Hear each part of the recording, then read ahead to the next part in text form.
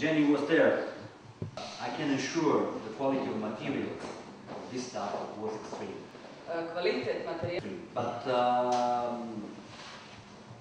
in this kind of situation, you have no chance.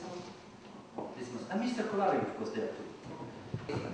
To work only on the shapes of Aston Martin stuff. Because working on shape is just a surface.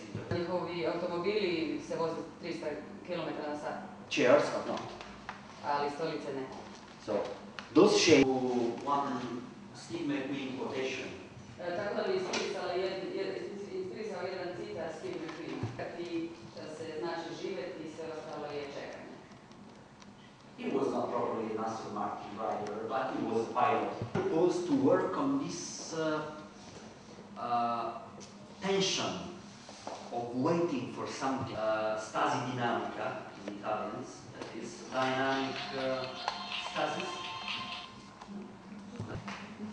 The condition of being static is? Statika. Come on.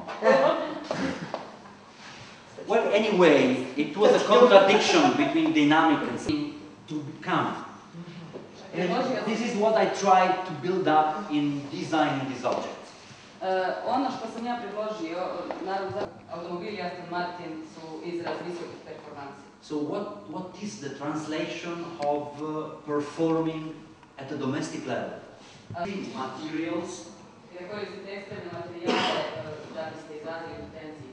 In order to obtain example, this lounge chair is one thickness. This kind of structure, only carbon fiber could do that. Jer jedino karbonsko vlakno mogu da dostignu takvu debljinu i imaju takve performanse. And well, that's my favorite, but we can